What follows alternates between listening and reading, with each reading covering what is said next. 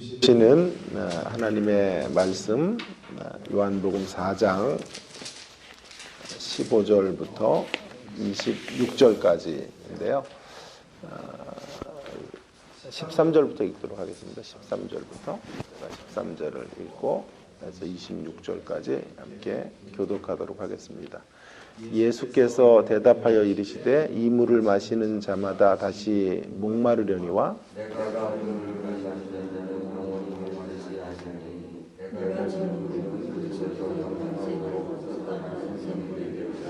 여자가 이르되 주여 그런 물을 내게 주사 목마르지도 않고 또 여기 물 기르러 오지도 않게 하옵소서.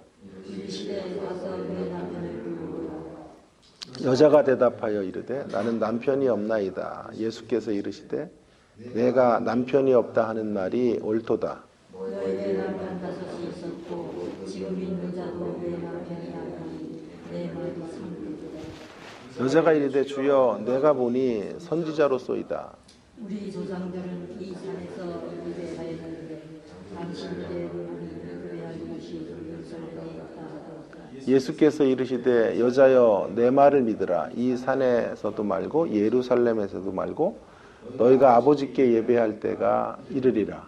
너희는 알지 못하는 것을 예배하고 우리는 아는 것을 예배하노니 이는 구원이 우리에게서나오다. 아버지께 참되게 예배하는 자들은 영과 진리로 예배할 때가 오나니 곧 이때라. 아버지께서는 자기에게 이렇게 예배하는 자들을 찾으시느니라. 하나님은 영이시니 예배하는 자가 영과 진리로 예배할지니라. 여자가 이르되 메시아 곧 그리스도라 하는 이가 오실 줄을 내가 아노니 그가 오시면 모든 것을 우리에게 알려주시리이다. 예수께서 이르시되 내게 말하는 내가 그라 하시니라. 아멘. 오늘 말씀의 제목은 일곱을 향한 폭로라는 축약적인 제목인데요.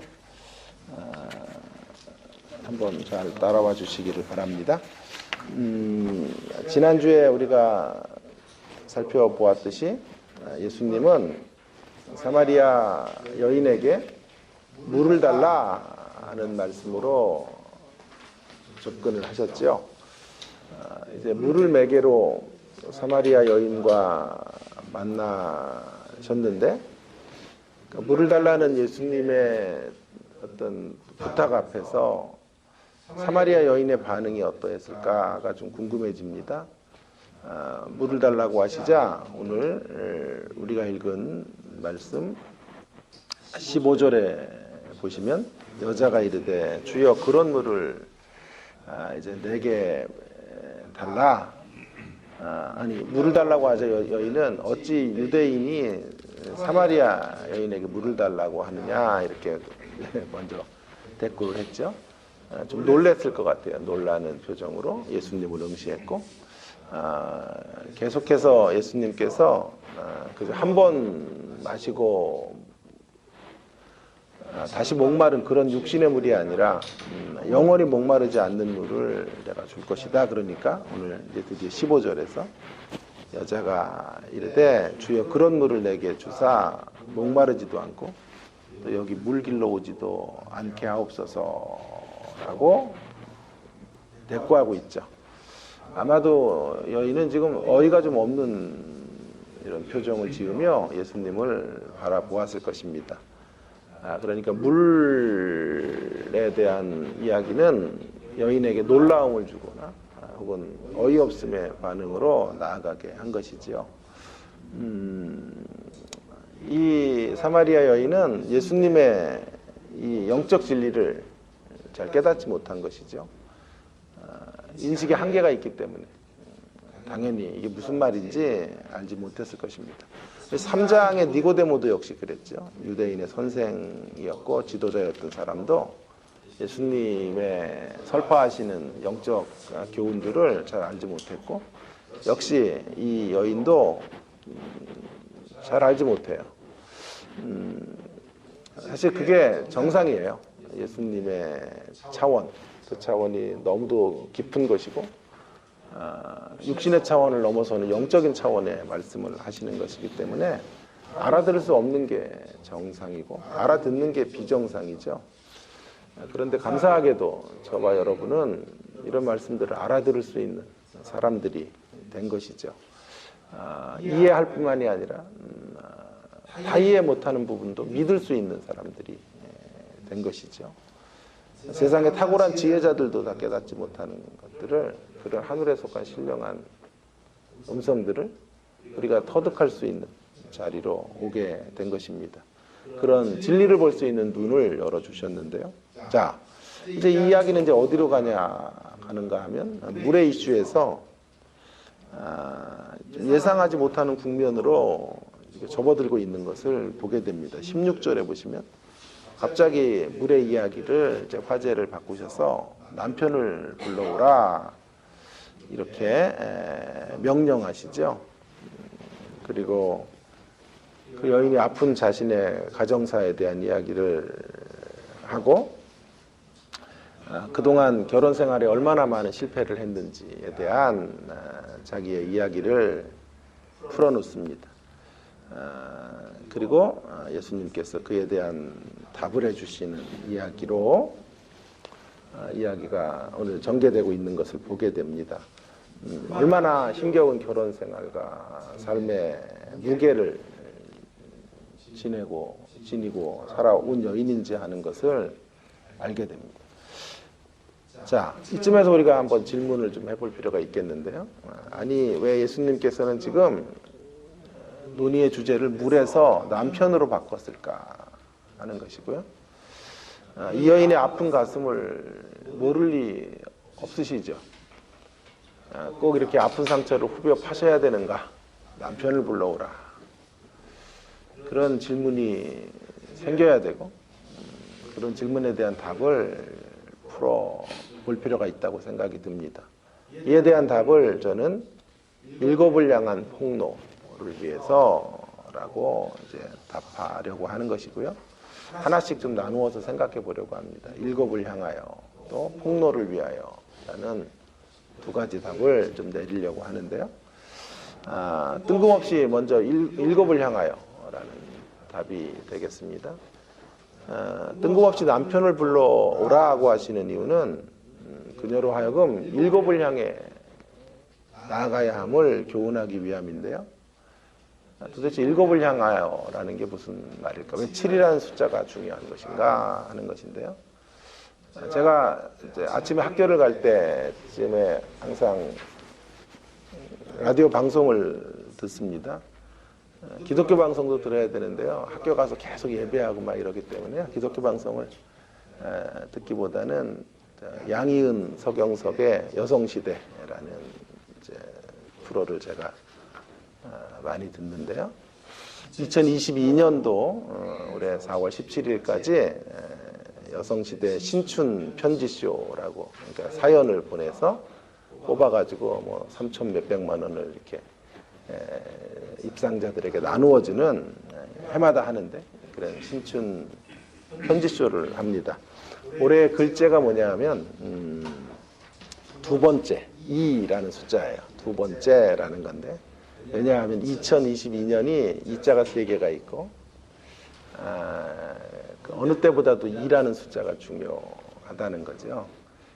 그 초대 글이 이렇습니다. 한번 읽어볼게요. 올해가 2022년도이어서일까요? 유독 2 혹은 둘이라는 말에 눈길이 갑니다.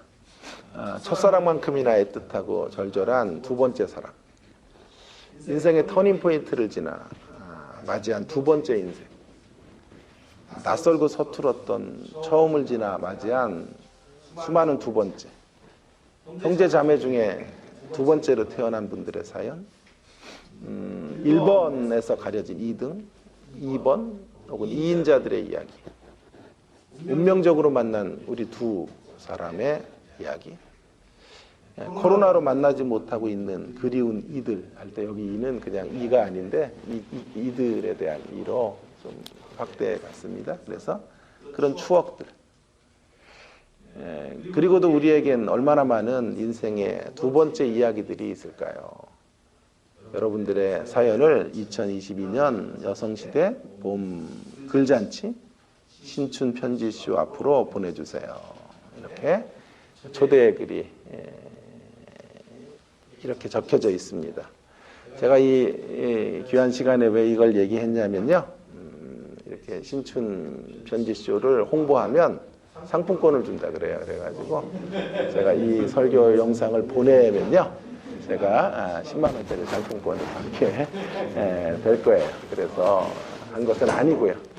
또 물질을 탐하는 이런 목사가 됐구나 이렇게 생각하지는 마시고요. 어쨌든 그건 사실이에요. 이렇게 홍보를 하고 그것을 인증하거나 하면 추첨해서 상품을 주겠다 뭐 이런 얘기도 하는데요. 저 거기에는 관심이 없고요. 숫자에 대한 이야기를 좀 하려고 하는 거죠. 사람들에게 중요한 숫자가 있을 것입니다. 그 중에 하나가 올해 여성시대에서는 2라는 숫자, 2022년이라는 이제 2가 3개 들어가는 해에 2라는 숫자를 글자로 만들게 된 거죠. 그런가 하면 오늘 사마리아 여인에게, 이 주인공인 사마리아 여인에게 평생 중요한 숫자가 주어지는 순간이 오늘이라고 저는 생각이 듭니다. 그것은 7이라는 숫자인데요. 그녀에게 영원히 잊혀질 수 없는 숫자는 7입니다. 만일 그녀가 살았던 방송국에, 사마리아 방송국에 여성시대에서 내 인생을 변화시킨 글자를 7로 제시했다면 아마 그녀는 최우수상을 거머쥐기에 충분했을 것입니다. 7과 관련된 매우 중요한 사연을 가지고 있는 여인이라고 하는 것이죠. 우리 교회 성도님들은 뭐 너무 지적으로도 이제 총명하시고 깨달음들이 깊으시니까 7이라는 숫자가 어디서 나왔는지 이미 다 예상을 하셨겠습니다. 그런데 한 분 모르시는 것 같아서 우리 김민성 집사님 모르시는 것 같아가지고 제가 조금 더 설명을 좀 해보겠습니다. 그녀의 과거를 대변하는 숫자는 5예요. 5. 5개의 남편, 5명의 남편이 5개가 됐네요. 5명의 남편이 있어요. 5라는 숫자고. 그녀의 현재와 관련된 숫자는 6이겠죠. 그죠? 6번째 남편과 지금 살고 있으니까 이제 그녀의 앞날을 이끌어줄 인생의 숫자는 7이 될 거예요. 7이. 이제야 좀 이해가 좀 되시는 것 같죠? 18절에 그래서 그런 구절이 나오는 거죠. 너에게 남편이 5 있고 5라는 숫자죠. 지금 있는 자도 내 남편이 아니니 6번째 남편이 6이라는 숫자가 현재를 지배하고 있고 7은 나오지 않지만 우리는 예수님을 이제 7번째 존재로 맞이해야 될 것을 이야기하고 있는 거죠. 그녀의 과거에 아픔을 준 통증을 느끼게 하는 숫자는 5예요. 통수라고 제가 붙였어요. 현재 남편도 별다른 정이 없는 것 같아요. 남편이 없다 그래요. 이 여인이 남편과 사는데 그러니까 이 가정 6번째 결혼도 윤기가 없어요. 언제 깨질지 모르는 시한부 폭탄과 같은 그런 삶을 살고 있는 거죠. 그녀를 실망시키는 숫자는 6이에요.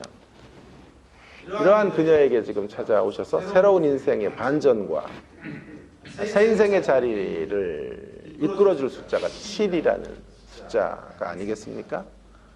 예수님은 사마리아 여인에게 7번째 신랑이어야 하는 거죠. 오해가 없기 바랍니다. 6번째 남편과 헤어지고 나를 7번째 신랑으로 맞이하라는 차원이 아니고요. 매우 상징적이고 은유적인 의미에서 예수님이 신랑이고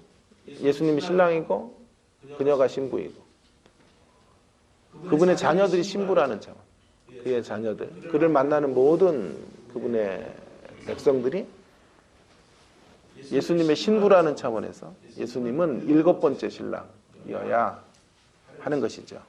5번의 결혼을 실패하고 6번째 결혼 생활도 만족스럽지 못한 그녀에게 필요한 것은 육신적인 신랑이 아니라 가장 중요한 신랑은 영혼의 신랑이에요. 그 영혼의 신랑이신 예수님을 맞이하고 지금 예수님은 남편을 불러오라 이런 말씀을 하고 계신 거죠. 진정한 신랑을 만나지 못하면 결혼 생활이 더 많이 남편을 갈아치우고 더 많은 남자를 얻어서 산다고 해도 만족이 일어나지 않을 것이다. 말씀하는 거죠. 자, 그녀가 7번째 신랑 예수님을 만나고 정말 인생이 드라마틱하게 바뀌었나요? 예. 이 7번째 7이라는 숫자는 이 여인에게 잊혀질 수 없는 숫자라는 것을 우리는 28절에서 확인하게 돼요. 28절에 보시면 여자가 물동이를 버려두고 동네로 들어가서 사람들에게 이르되 내가 행한 모든 일을 내게 말한 사람을 와서 보라. 이는 그리스도가 아니냐 하니. 여러분, 그녀는 바뀌었죠. 드라마틱하게 변했죠. 주님을 만나고 7번째 영혼의 신랑을 경험한 후에 그는 물동이를 버려두고 동네에 들어가서 예수님을 전하는 인생으로 새로워진 것입니다. 사랑하는 여러분, 그런데 말이에요. 그녀에게만 7이라는 숫자가 중요한 숫자가 아니고요. 우리에게도 7이 매우 중요한 숫자입니다. 그래서 모든 기독교인의 글자는 7이어야 돼요. 7. 7이라는 숫자를 상징적으로 읽으면 우리와 연관이 더 깊어지죠. 우연의 일치일까요? 요한이 쓴 요한복음과 요한계시록, 특별히 요한계시록에 가면 7이라는 숫자가 계속 등장하지 않아요? 7이라는 숫자는 일곱인, 나팔, 대접, 제한 같은데 일곱 교회도 7이고요. 같은 저자가 이 7이라는 숫자를 유독 강조하는 것을 보게 돼요. 그 7은 상징적인 숫자예요. 온전수, 완전수가 7이에요. 흔히 학자들은 하나님의 수가 7이에요. 하나님의 온전하심. 그런 일곱 재앙은 하나님의 온전한 심판이 되는 것이고, 일곱 교회는 하나님의 온전한 교회들을 의미할 때 일곱이라는 숫자를 쓰고 있단 말이에요. 자, 그렇다면 이것이 정말 사실이라면 우리에게도 7은 중요한 숫자죠. 이 온전하신 주님을 만나야 되고 그 주님을 우리의 신랑으로 우리가 사는 동안에 맞이하고 그분과 깊은 사랑의 관계 안으로 들어가서 그분과 호흡하고 그분과 살림을 차린 인생들로 살아가야 되는 것이죠. 그런 이야기를 오늘 본문은 우리 가운데 해주고 있는 것입니다.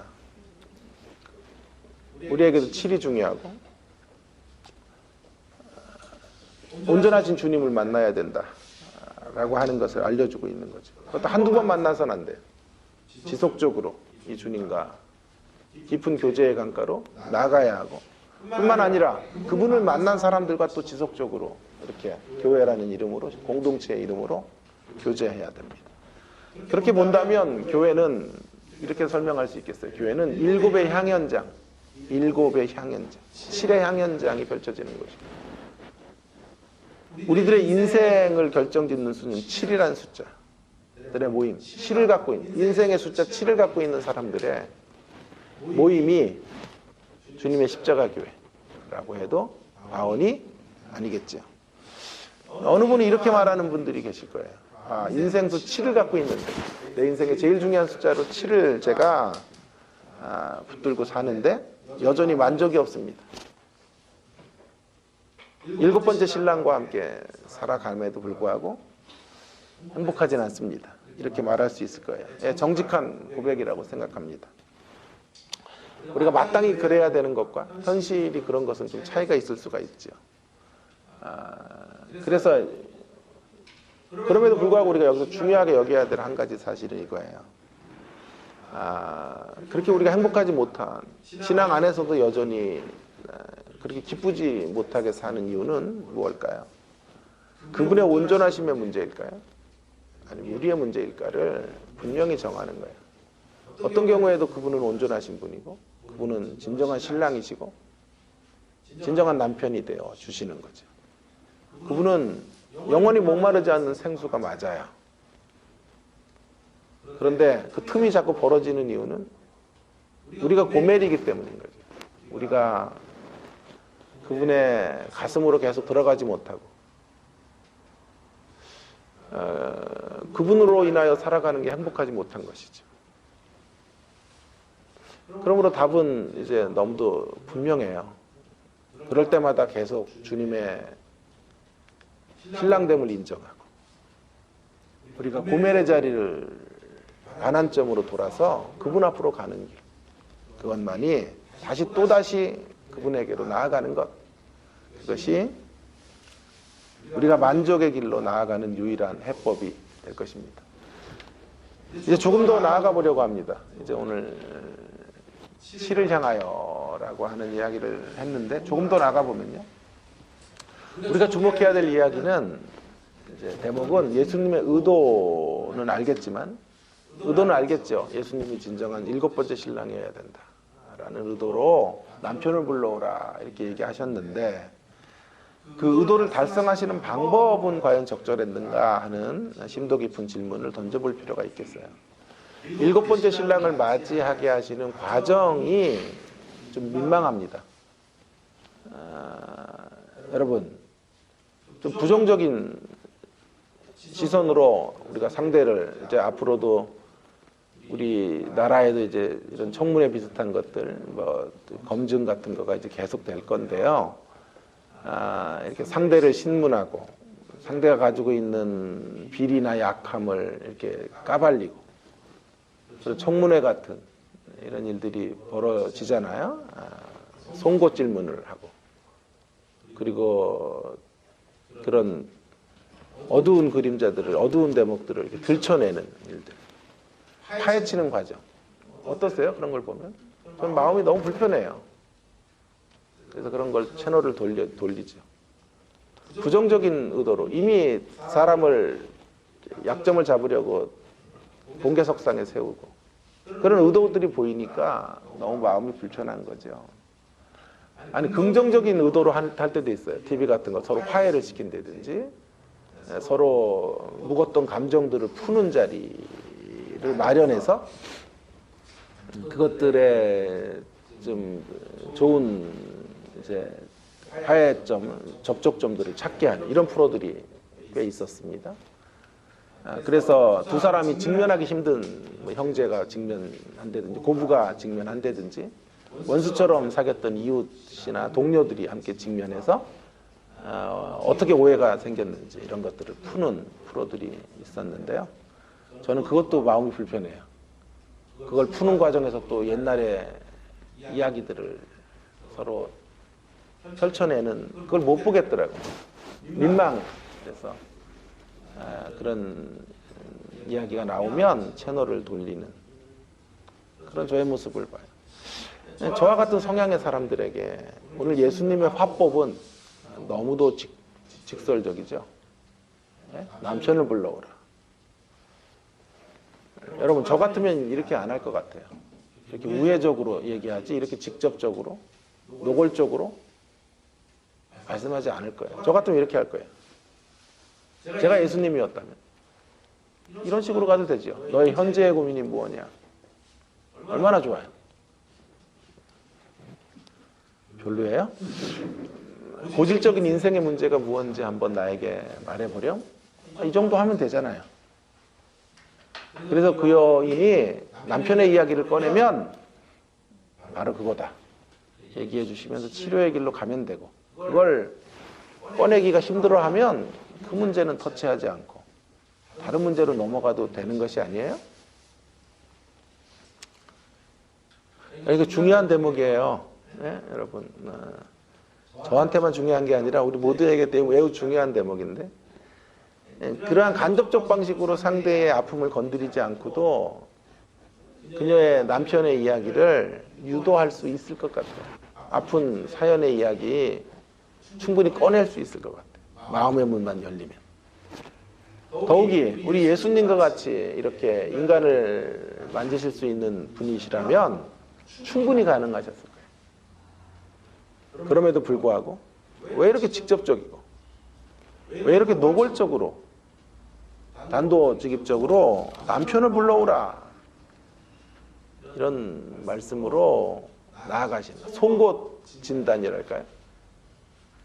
송곳 명령을 하시는 걸까요? 저는 본문에서 제일 제가 민망해했던 대목이 바로 이 대목인데 왜 그러셨을까요? 이유가 있을까요?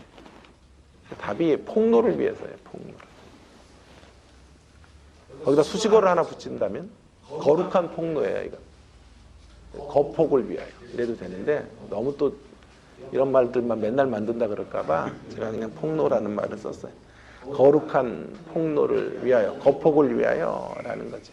발음을 조심하세요. 조폭이 아니라 거폭을 위해서. 거폭으로 인하여 직면케 하려는 거예요. 직면. 아프게 직면하는 것으로 성찰의 자리, 돌이킴의 자리로 나아가게 하시려는 거죠. 여러분 건드려서는 안 되는 대목이 남편의 이야기예요. 이 여인에게는요. 이 문제를 그런데 건드려서는 안 되는 이 대목을 건드리지 못하면 복음의 능력이 거기까지밖에 못 들어가요. 사람들마다 건드릴 수 없는 대목들이 있거든요. 그럼 복음은 거기서 멈춰요. 그 건드릴 수 없는 대목들을 사실은 건드릴 수 없는 그 대목은요. 인생에게 있어 가장 내적이고 본질적인 부분이에요. 주님 앞에서 세상 앞에서는 안 꺼내도 되지만 주님 앞에서는 그 대목을 꺼내야 비로소 우리는 수술대에 오르는 거예요. 그리고 그 수술이 이루어져야 회복이 있는 거예요. 그 부분에 대한 수술이 없이는 증상만 치료하다가 진정한 근원적인 이런 부분들을 손댈 수가 없는 거죠. 주님은 지금 바로 이 대목을 손대고 싶은 거예요. 이 대목을 손대지 않고는 다른 그 어떤 것으로도 이 여인은 바뀔 수 없다고 생각합니다. 그래서 그 여인을 문제 앞에 직면시키는 거예요. 때로 아플지라도 때때로 하나님은 이렇게 초강수를 두셔서 우리 주님은 위로가 능사가 아니라고 생각하실 때는 이런 방식으로 직접적이고 직설적인 화법으로 다가오셔서 남편을 불러오라고 명하실 때가 있는 거지. 여러분 저는 7번째 신랑을 초대하는 길 바로 이 길이라고 생각해요. 7번째 신랑을 만나는 길은 딱 하나예요. 직면하는 거예요. 우리의 살아온 삶을 아프게 되돌아보고 힘들지만 그 자리로부터 회개의 자리로 나가는 거죠. 그것이 없다면 주님을 만날 수 없어요. 그래서 예수님이 오시기 전에 세례 요한이 회개의 세례를 선포하는 이유가 바로 여기 있는 거예요. 길을 준비하는 예수님이 오시는 길을 준비하는 가장 분명한 길은 심령이 갈아엎어지는 거예요. 우리의 그동안 살아왔던 삶을 뒤엎어야 돼. 그래야 신부가 될 수 있어요. 그분의 자녀가 될 수 있는 거예요. 예수님은 사마리아 여인에게 비수 같은 명령, 송곳 명령을 그래서 하시는 거예요. 남편을 불러오라. 마태복음으로 가면 산상수훈이 있죠. 거기에서 제일 첫 번째 메시지가 뭐예요? 심령이 가난해져라. 예수님 앞으로 나가는 첫 번째 길목은 심령의 가난함이에요. 지금 직면을 통하여 낮추시는 거죠. 직면의 길을 통하여 심령의 파산 상태를 선고하셔야 돼요. 그래서 내 심령이 파산이 되었습니다. 제 내면은 더 이상 헝클어질 대로 헝클어져서 어떻게 회복이 불가능합니다라는 고백의 자리에 떨어지는 순간 주님의 신부가 됩니다. 주님 앞으로 나올 수 있는. 그래서 제일 첫 번째 관문은 심령의 가난함을 갖는 거죠. 여러분 라오디게아 교회 이야기로 좀 가보려고 하는데요. 요한계시록 3장으로 한번 좀 달려가 보려고 해요. 여기서 우리는 주님의 송곳 명령을 또 한번 만나게 되는데요.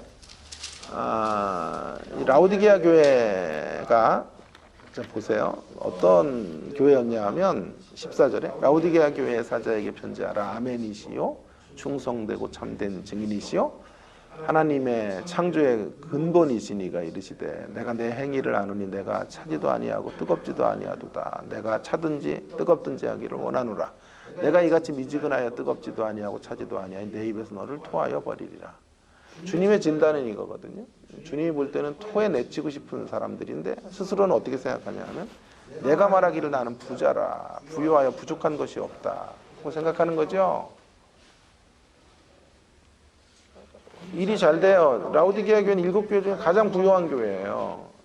제가 계시록을 설교할 때 배경 설명도 했는데 이 지역에 라오디게아 교회가 있는 지역에 불이 화재가 나서 큰 피해를 입었는데 로마에서 이제 화재 복구비를 지원하겠다 그래도 안 받았어요. 워낙 이 지역이 돈이 많은 지역이기 때문에 그 정도로 부유하고 또 안과 의료 시설이 굉장히 좋았어요. 그래서 안약 같은 거 사가지고 지금으로 말하면 코로나 뭐 치료제 같은 거, 뭐 백신 같은 거 팔아서 떼돈을 벌었겠죠. 그 제약회사는요. 그런 곳이에요, 이 이야기가. 그래서 너무 잘 나가요. 세상적으로 부유하고 먹거리가 풍성하고 자녀들은 다 명문대학에 좋은 이런 직장에 이렇게 직장을 거머쥐고 살아요. 뭐 하나 부족한 것이 없으니까 스스로 말하기를 나는 부자라 부유해서 부족한 것이 없다. 숫자가 3개 들어가네요. 3부에 3부. 부자라 부유하여 부족한 것이 없다. 그런데 주님은 아주 송곳 진단을 하시죠. 그런데 진짜 니들이 부자야? 그렇게 말하는 거죠. 너희들은 가난한 자야. 곤고한 것과 가련한 것과 가난한 것과 눈먼 것과 벌거벗은 것을 알지 못하는다. 내가 너를 권하노니 내게서 불로 연단한 금을 사서 부유하게 하고 흰옷을 사서 입어 벌거벗은 수치를 보이지 않게 하고 안약을 사서 눈에 발라 보게 하라. 물은 내가 사랑하는 자를 책망하고 징계하노니 그러므로 내가 열심을 내라. 회개하라. 그러면서 이제 그 유명한 구절이 나와. 볼지어다 내가 문 밖에 서서 듣더니노니 나는 너희들의 문 밖에 있었다는 거예요. 라오디게아 교회에서 항상 너무 부유하고 세상으로 포만감에 휩싸여 있으니까 주님은 그들의 주인이 된 적이 없어요. 물질이 주인이고 그들의 삶의 부유함이 주인이었지. 그래서 다시 문을 열고 나랑 교제를 나누자라고 말씀하시는 내용, 이런 내용의 메시지를 우리는 만나게 됩니다. 여러분, 라오디게아 교회의 모습은 우리의 자화상이 아닐까요? 우리들이 사람들이요 적나라하게 자신의 실상을 못 보면요 나름 괜찮다고 생각해요. 근데 그 괜찮다는 기준이 뭐냐 하면 송곳 진단이 필요해요. 송곳 진단이. 송곳 명령이 필요하다. 그걸 못하면 나는 괜찮은 사람이거든요. 그 기준은 뭐냐 하면 경제적으로 윤택한 거. 기준이 뭐냐면 살만한 현실들이 지금 펼쳐지는 거. 이런 것들이 기준인 거예요. 그래서 스스로를 부자라고 생각하고 부유하다고 생각하는 거죠. 주님은 그런 라오디게아 교회와 우리를 향하여 송곳 진단을 하시는 거예요. 왜 이걸 하시는 걸까요? 이유가 이거예요. 회개하라는 거예요. 19절에 회개하라는 거예요. 직면하지 못하면 회개가 없어요. 직면해서 우리의 모습들을 정확히 진단해야 돼요. 파악해야 돼요. 그래야만 내가 가지고 있는 모든 것에도 불구하고 나는 영적으로 파산 상태에 있습니다. 영적으로 주님 앞에 거짓입니다 라는 고백을 하게 되는 거죠. 거기서 터져나오는 게 회개의 고백인 거예요. 한국교회는 큰일 났어요. 지금 회개가 없어요. 성도들이 회개의 메시지를 들어본 적이 없죠. 회개할 게 뭐 있어요? 교회만 평생을 모태신앙으로 교회에서 살았고 뚜렷하게 점검되어지는 죄를 진 적도 없고 아무리 봐도 회개할 거리가 없는 게 문제지. 윤리적이고 도덕적으로 괜찮고 존경받는 사람인데 뭐가 회개가 있어. 그래서 자기를 되돌아보는 일들이 안 벌어져요. 자기를 안 되돌아보니까 언제나 자기는 정답이죠. 그리고 상대가 언제나 잘못된 답을 갖고 있는 거가 되죠. 남편이 정답이면 아내는 늘 정답을 못 갖고 있는 사람이 돼요. 아내는 자기가 정답이라고 생각하면 남편은 늘 정답이 없는 사람이 되는 거잖아요. 이게 우리의 문제가 아니에요. 우리를 못 되돌아보는 거, 그리고 우리를 되돌아볼 수 없게 하는 원인은 포만감이에요. 포만감. 세상을 갖고 있는 것이 우리를 쓸데없이 부유하게 만들어 놓은 거예요. 그래서 나는 괜찮다고 보는 거죠. 나는 부자라고 보는 거죠. 나는 부유하다고 보는 거죠. 부족한 것이 뭐가 있나? 라고 보는 거죠. 여러분, 내가 누리는 편안의 정도가 나의 신앙을 평가하는 기준이 돼서는 안 돼요. 그거보다 더 중요한 건 관계의 깊이. 주님과의 어떤 관계를 내가 설정하고 내 영혼이 주님 안에서 어떤 관계 안에서 살아가고 있는지로 우리를 측정하시고 판단하셔야 되는 거죠. 예를 들어 탕자의 비유가요. 탕자는 왜 탕자일까요? 아버지 재산 가지고 먼 나라로 가서 사업하다가 망해가지고 탕자라고 생각하시죠? 예, 그것도 답이에요. 망했으니까 탕자인 거예요. 그러나 만일 반대로 설정해 봅시다. 가서 성공했어요. 아버지 돈 가져가서, 아버지 유산 가져가서 대박이 났어요. 그래서 매 주마다 아버지에게 택배로 막 한우고기 보내고 송금을 수억씩 하면 탕자가 아닐까요? 아니, 역시 그래도 탕자예요. 그것을 측정하는 기준은 물질적으로 얼마나 성공했느냐가 아니에요. 사업에 실패했느냐, 그 사업을 대박을 나게 만들었느냐가 기준이 아니라 그의 탕자됨의 가장 중요한 기준점은 아버지와의 거리가 멀다는 거예요. 심령적으로 아버지와의 관계로부터 이탈했다는 거예요. 아버지와 친밀한 사귐의 관계 안으로 들어가 있지 못하다. 오늘 본문으로 말하면 예수님이 우리의 신랑이신데 깊은 사랑을 나누지 않는 거예요. 예수님은 신랑이라고 말하고 우리의 눈은 세상으로 가 있는 거예요. 그게 탕자됨이에요. 저는 오히려 이 탕자가요, 망한 게 득이라고 생각해요. 그 영혼을 위해서는 망한 게 득이에요. 안 망했으면, 안 망하고 사업이 번창했으면 영영 물질 뒤에 숨어서 한 생의 포만감으로 살다가 부자로 부요하고 부족함이 없다고 생각하고 살다가 슬픈 인생으로 마감하고 말았을 거예요. 그러나 망했기 때문에 아버지를 그리워하게 됐고 아버지의 집으로 돌아가야 될 생각을 하게 된 거죠. 사랑하는 여러분, 주님이 때때로 우리를 직면케 하시고 이렇게 아프게 얘기하시잖아요. 부자 아니야, 가난한 자야, 헐벗은 자야, 가련한 자야, 왜 그걸 못 보니? 라고 이렇게 송곳과 같은 책망을 하시고 송곳 진단을 하시며 남편을 불러오라 고 명하실 때가 있는 거죠. 우리로 직면케 하시고 우리의 심령을 가난케 하시기 위한 거예요. 사랑하는 여러분, 날마다 우리가 오늘 하루를 살면서도 한날 날의 생활 속에서 우리에게 주시는 송곳 명령과 송곳 진단과 송곳 책망을 듣는 하루가 될 수 있기를 바랍니다. 그저 편하게 하루를 흘려보내지 마시고요. 단 한 자락의 말씀이라도 붙드셔서 그것이 우리를 찌르는 송곳 명령이 되게 하시고 송곳 책망이 되도록 만들어 가시면 좋겠어요.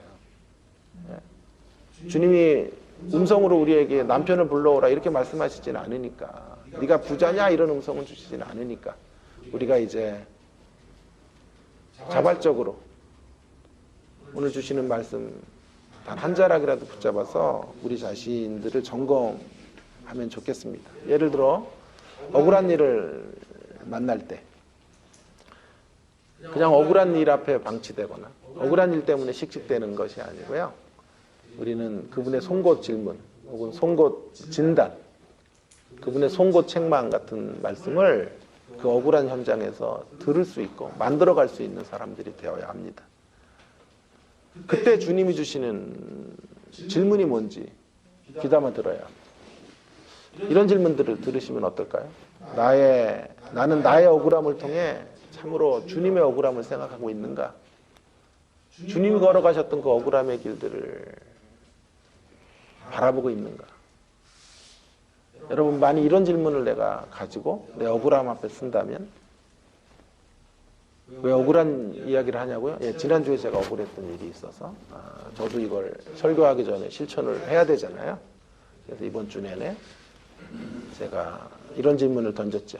나의 억울함이 주님의 억울함과 비교가 되는 걸까? 십자가의 억울함과 이 조그만 억울함은 비교도 안 돼. 주님의 억울함을 보라는 말씀을 내 안에 품으니까요. 그 억울함이 다 해소되는 건 아니지만 조금 마음이 누그러지고 편안해지고 내가 이 억울함에서 어떻게 대처해야 될지를 알게 되게 아는 방식으로 나가게 되는 거죠. 오히려 그 억울함이 그래 주님을 노래하는 근거가 될 수 있는 거죠. 그분으로 인하여 우리는 그분이 다 짊어진 짐에서 일부의 짐을 지는 사람이에요. 그리고 그 억울함의 길을 걸어가는 것도 그분을 따라가는 방식의 일환이 될 수 있다. 그런 생각을 하게 되는 거죠.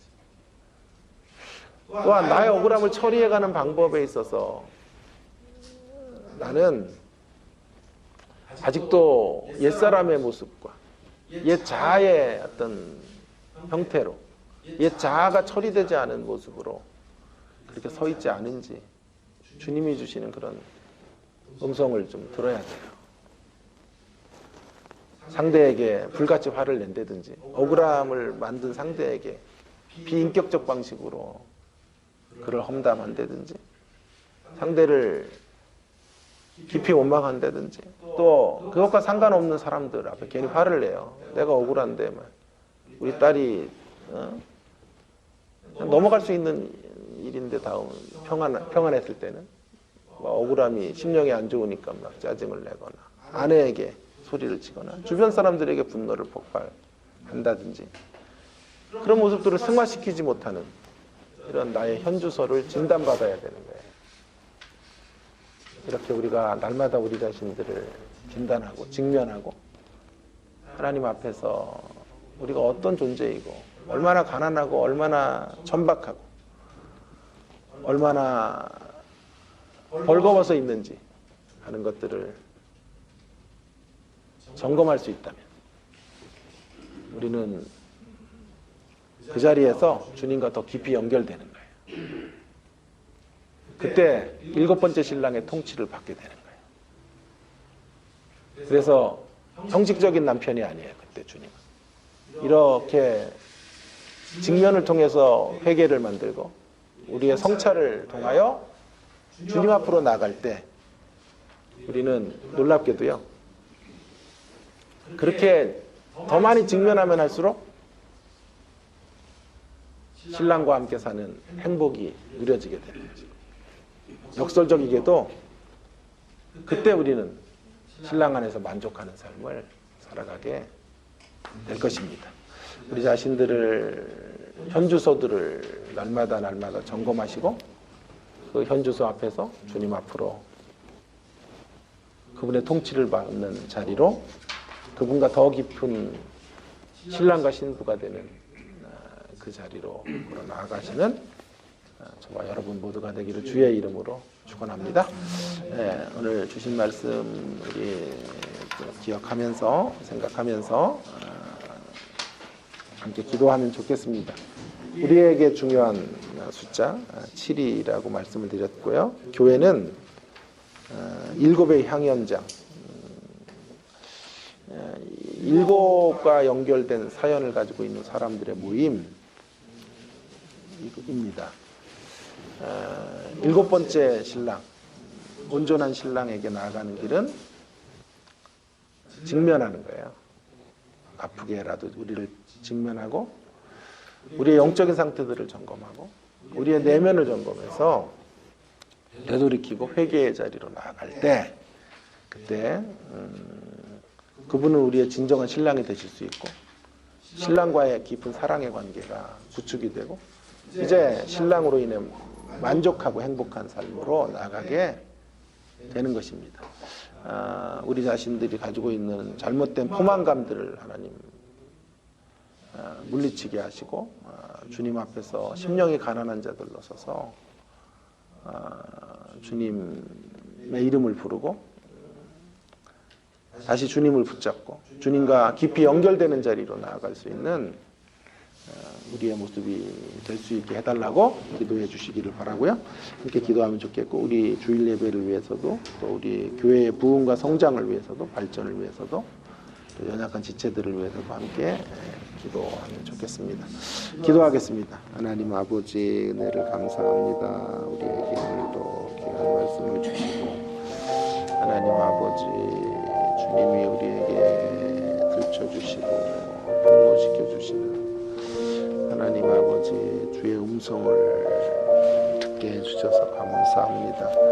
하나님 아버지 우리를 직면하고 날마다 하나님 앞에서 우리가 어떤 인생인지를 점검하고 회개를 만들어 나아갈 수 있게 주옵소서. 우리의 탕자됨을 되돌아보며 하나님 아버지 우리가 죽게 된 것을 주님 불쌍히 여겨달라고 간청하고 주님의 이름을 부르며 나아가는 복된 심령들이 되어지기를 원합니다.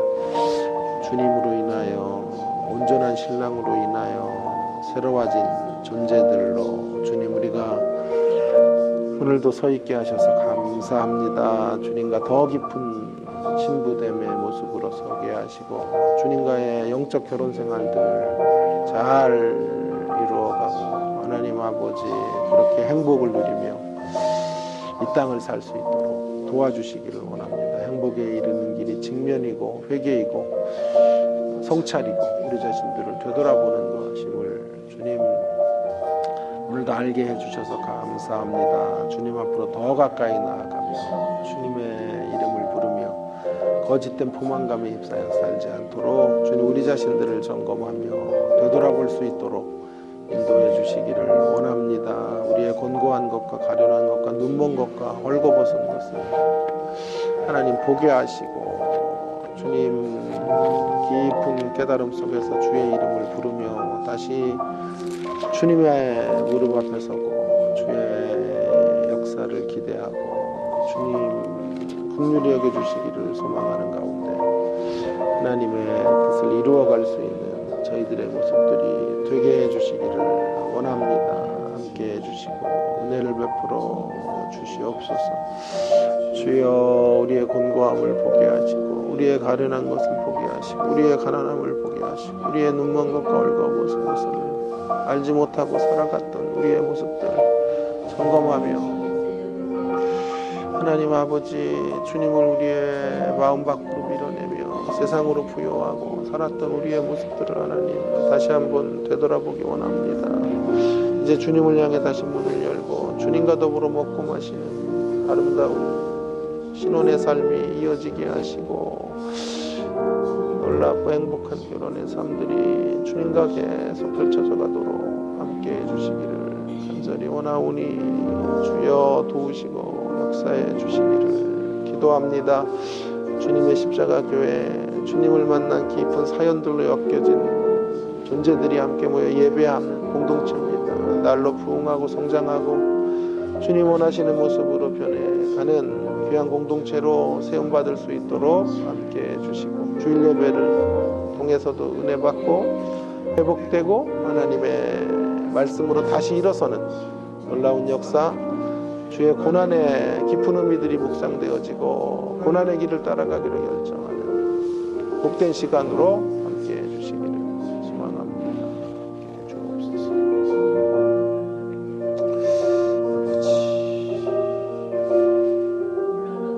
아버지 도와주시옵소서. 역사해 주시기를 소망합니다. 함께 해주옵소서. 개인의 기도 속에서도 역사해 주시기를 원합니다. 하나님 아버지 감사합니다. 오늘도 저희들에게 소중한 생명의 말씀을 허락해 주시고 특별히 예수님께서 사마리아 여인에게 남편을 불러오라는 그 말씀 속에 숨겨져 있는 비밀의 교훈들을 깨닫게 해주셔서 감사드립니다. 우리 주님을 신랑으로 맞이하는 진정한 신랑, 온전한 신랑으로 다시 한번 맞이해 드리는 저희들의 심령이 되어지기를 간절히 원합니다. 그러기 위하여 하나님 아프지만 우리의 삶 속에서 우리의 현주소를 직면하게 하시고 우리가 어떤 존재인지를 폭로당하게 하셔서 깊은 회개를 만드는 저희들의 모습들이 될 수 있게 해주시기를 간절히 원합니다. 세상으로 인하여 나는 부자다, 부요하다, 부족함이 없다라고 말하는 교만함이 저희들에게 없게 해주시고 주님과의 관계 안에 있는 우리의 곤고한 것과 가련한 것과 가난한 것과 눈먼 것과 벌거벗은 모습들을 볼 수 있게 해주시기를 원합니다. 그런 우리의 실상을 점검하고 가슴을 치며 주님 앞으로 나아가고 우리가 주님을 믿노라고 하면서도 실상은 주님을 문 밖으로 밀어내었던 존재들임을 고백하고 다시 주님을 우리 신랑으로 영접해드리고 주님과 더불어 먹고 마시며 교제의 강가로 나아가는 주의 백성들이 다 될 수 있도록 함께 해주시기를 간절히 원합니다. 주님과의 행복한 결혼 생활을 다시 이어갈 수 있도록 주님 우리를 붙잡아 주시고 우리와 함께 해주시기를 간절히 소원합니다. 주일 예배를 또한 주님 앞에 올려드립니다. 주님을 마음껏 예배하는 목청 높여 찬양하고 주님이 주시는 말씀으로 흠뻑 젖는 그래서 심령의 소생함을 경험하고 다시 일어서는 놀라운 역사가 펼쳐지는 주일 예배가 될 수 있도록 함께 해주시고 우리 가운데 연약한 지체들과 형제들과 자매들을 일으켜 주시고 강건하게 붙잡아 주시고 저들의 삶에 아름다운 일들과 행복한 일들로 가득 넘쳐나는 복된 인생들이 될 수 있도록 은혜를 허락해 주시옵소서. 질병 가운데 있는 분들을 하나님 치유케 해주시고 물질의 어려움 당한 분들의 하나님 형편들을 돌아봐 주셔서 넉넉하게 채우시고 공급해 주시기를 간절히 원합니다. 이 시간도 개인적으로 기도하는 자리에 주님 저희들과 함께 해주시고 깊은 교제 나누는 기도의 교제 가운데로 나아가는 귀한 시간 되게 하여 주시옵소서.